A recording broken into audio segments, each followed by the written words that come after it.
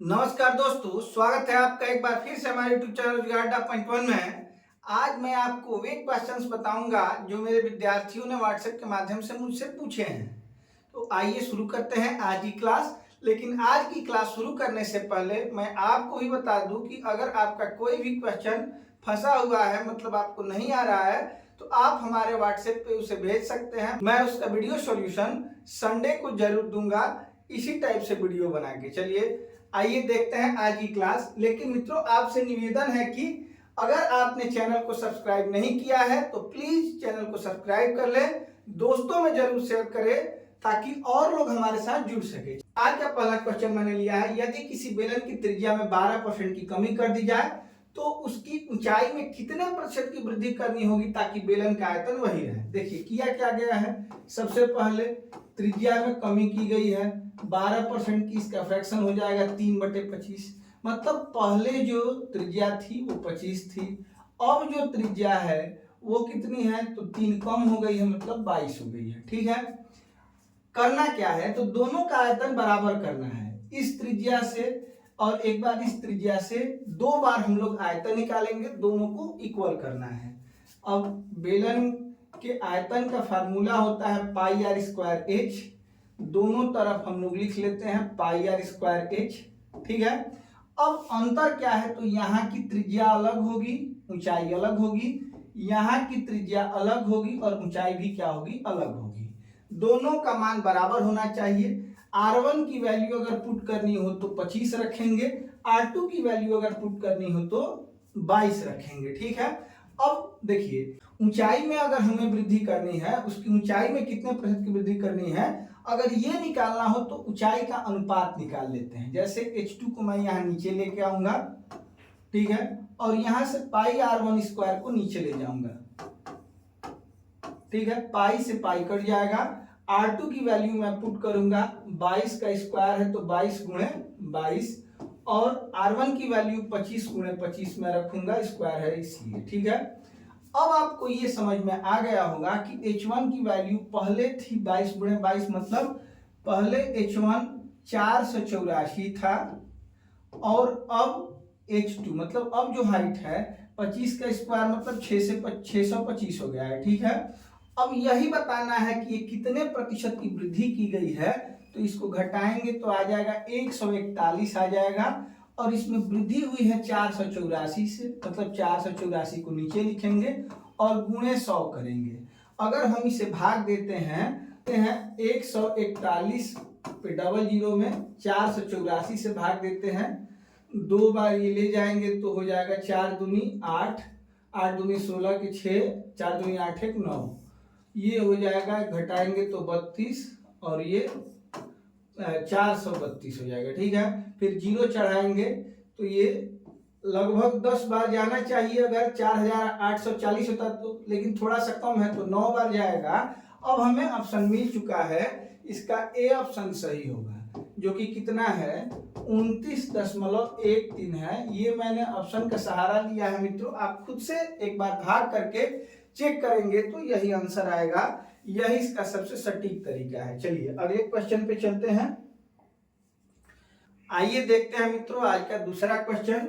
आज का दूसरा क्वेश्चन है, यदि 10 अंकों की एक संख्या ये दी गई है 72 से विभाजित है, तो y के सबसे बड़े संभव मान को लेते हुए 3x माइनस वाई का मान ज्ञात कीजिए। ठीक है, तो देखिए 72 से किसी संख्या का विभाजित होने का मतलब कि वो संख्या 8 से भी कटेगी और 9 से भी कटेगी। ठीक है, अब इन दोनों के विभाज्यता का नियम आपको पता होना चाहिए। 8 का विभाज्यता का नियम क्या है कि अगर अंतिम 3 अंकों से बनने वाली संख्या 8 से कटेगी, जैसे मान लीजिए कि 7x और 2 अंतिम 3 अंक से बनने वाली संख्या है, अगर ये पूर्णतः 8 से कटेगी तभी संपूर्ण संख्या किससे कटेगी, 8 से कटेगी। ये हो गया 8 से विभाज्यता का नियम।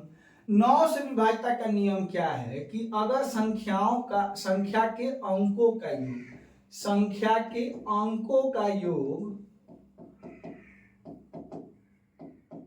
संख्या के अंकों का योग 9 से कटेगा तो पूरी पूरी संख्या 9 से कटेगी। ठीक है, अब यहाँ आप एक बार देख लीजिए 9 से विभाज्यता के नियम की आपको बिल्कुल बढ़िया से समझ में आ जाए। ठीक है, अब इसको चेक करेंगे कि ये संख्या पूरी 9 से कटेगी या नहीं कटेगी। तो आप अगर इसको जोड़ते हैं तो 5 4 9, 9 9 18, 18 3 21, 21 7 28 हो जाएगा और ये संख्या पूर्णतः नहीं कटेगी, ये आप समझ चुके हैं। ठीक है, अगर मैं इसको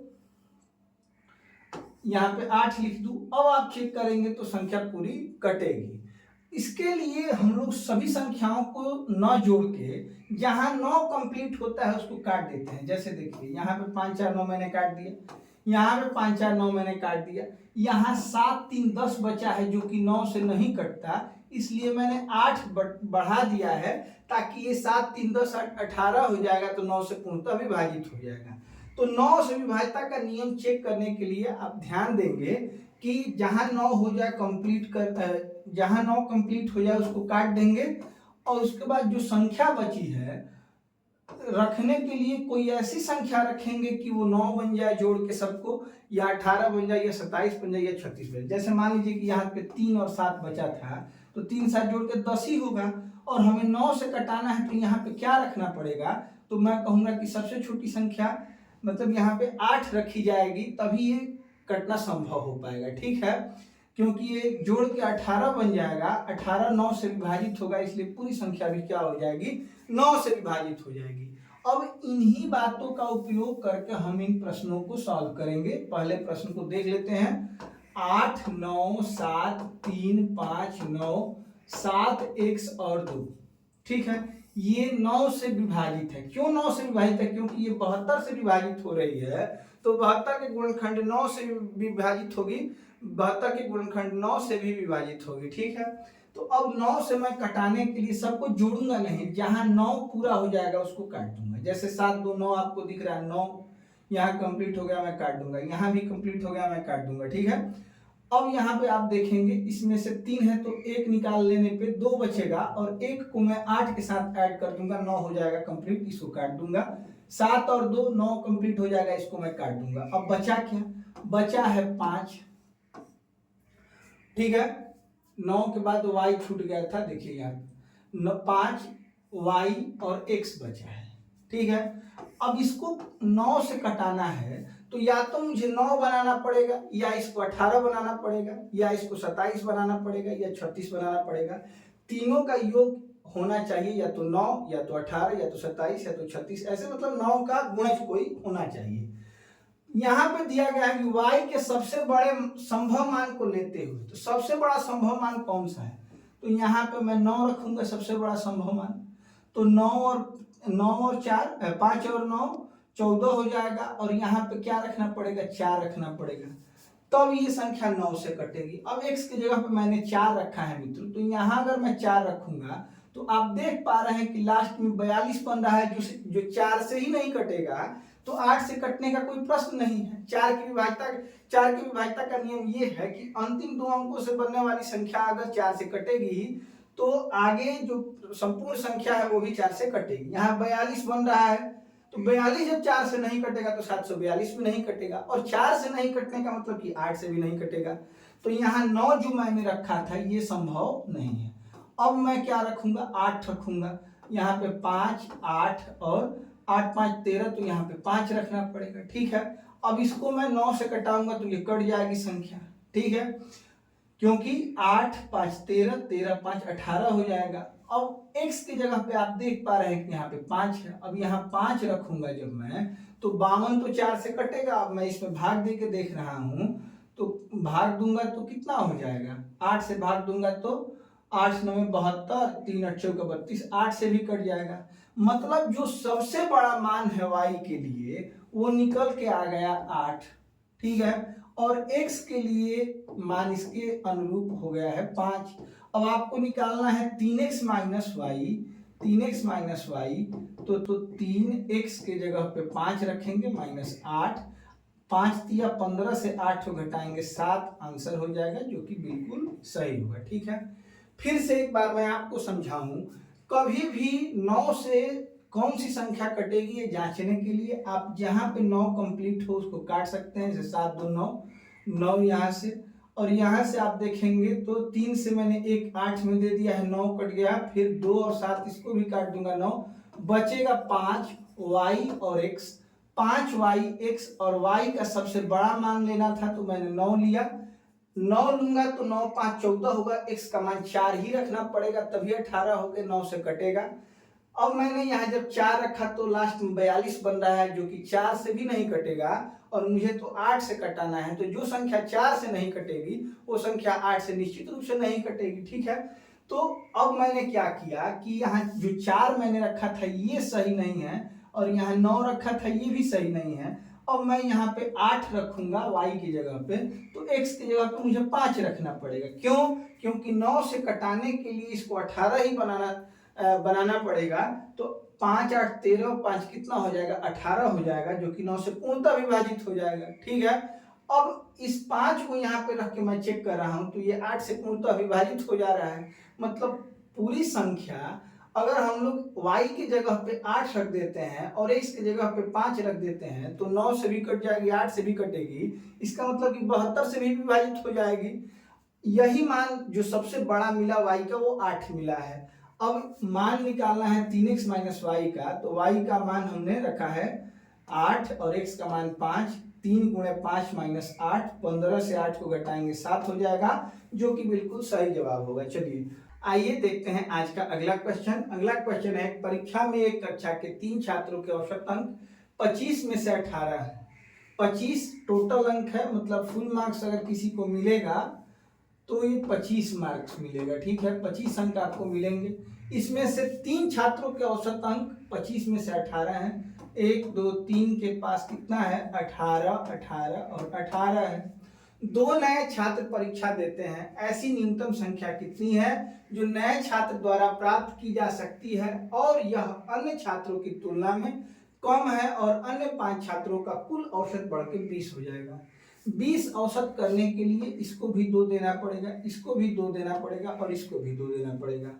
एक छात्र अधिकतम अंक पाएगा तभी दूसरा छात्र न्यूनतम अंक पाएगा।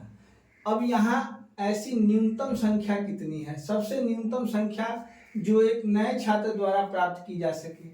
तो देखिए 2 छात्र आए हैं, इसमें से एक छात्र अधिकतम अंक, जैसे 25 अंक की परीक्षा है तो 25 में 25 पाएगा, तभी ये 5वां छात्र न्यूनतम अंक पा सकता है। ठीक है, अब ये जो 25 पाया और औसत बनाना है इसको 20, तो ये अपने पास 20 रखेगा। ठीक है, और इसको 2 देगा, 2 देगा इसको, एक इसको खुद से देगा, लेकिन इसको 2 देना है, तो ये जो 5वां छात्र है ये 20 अपने लिए लाएगा और एक इसको देने के लिए लाएगा, तो इसका भी औसत 20 हो जाएगा और इन दोनों के पास भी 20-20 हो जाएंगे।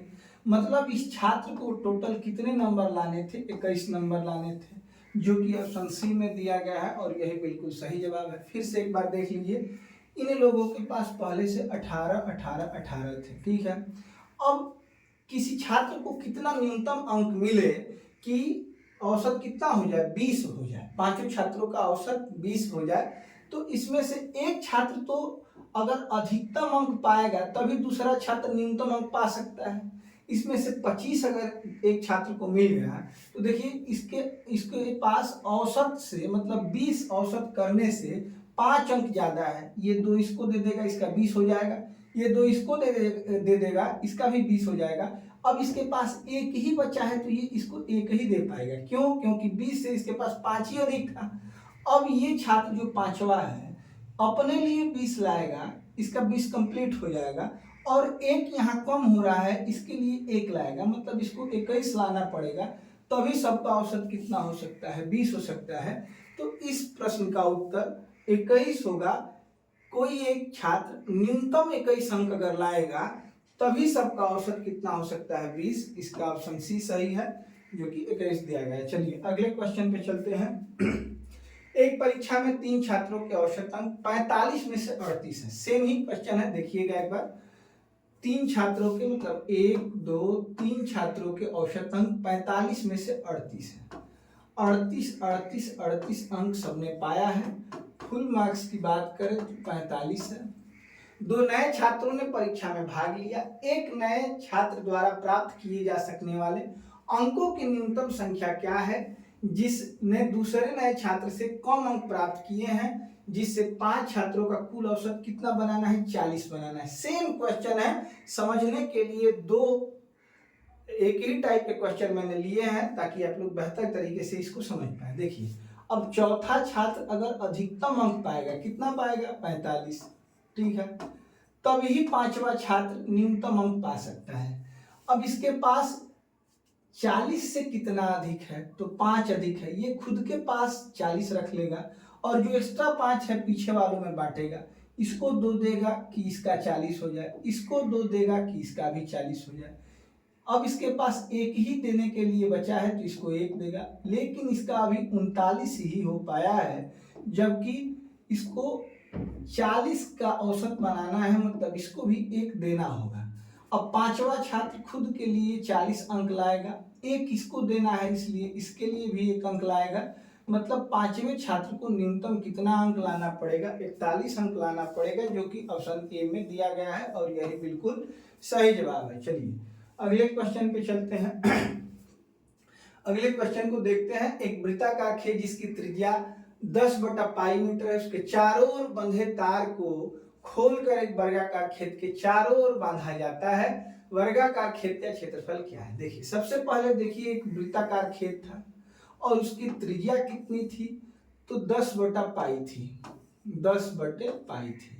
तो देखिए ये चारों ओर से तार बांधा गया है, तो ये इस तार की लंबाई वृत्त की परिधि के बराबर होगी और वृत्त की परिधि जो होती है वो होती है 2πr, ठीक है।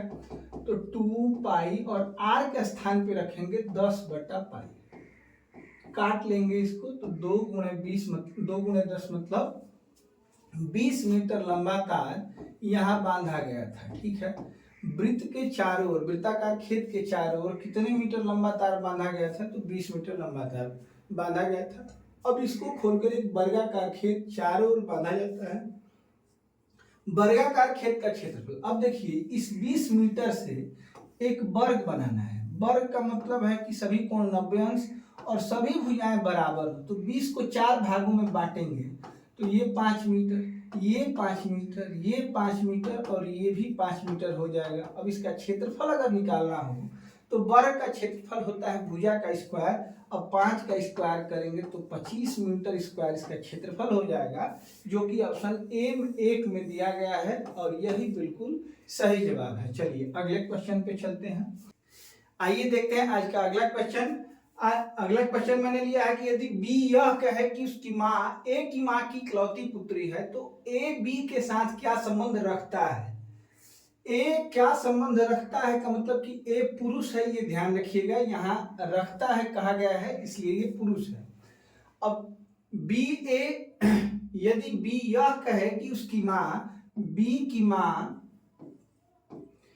ए की माँ की इकलौती पुत्री है, ए की माँ की इकलौती पुत्री है, कौन? यही बी की माँ है। बी की माँ, बी की माँ ए की माँ की इकलौती पुत्री है। ए पुरुष है क्योंकि यहाँ पे ए क्या संबंध रखता है ये पूछा गया है। ए बी के साथ क्या संबंध रखता है, तो ये देखिए ये माँ है, माँ के ये भाई हैं, मतलब मामा होंगे।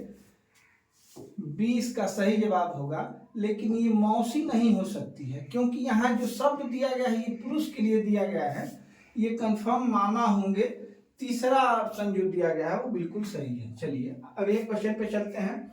2 वर्ष पूर्व एक माता की आयु उसके पुत्र से चौगुनी थी, अब से 6 वर्ष बाद उसकी आयु, देखिए मान लेते हैं कि 2 वर्ष पूर्व माता की आयु मतलब मदर जो होगी और सन में जो रेशियो है पुत्र से चौगुनी थी, सन का 1 होगा तो मदर का 4 हो जाएगा। अब से 6 वर्ष बाद, अब देखिए इसमें x लगा लेंगे तो ये रियल वैल्यू बन जाएगी। अब वर्तमान की अगर बात की जाए मित्रों, तो पहले वर्तमान में पहुंचने के लिए 2 वर्ष इसमें जोड़ना होगा, 4x + 2 माँ का हो जाएगा और बेटे का x + 2 हो जाएगा।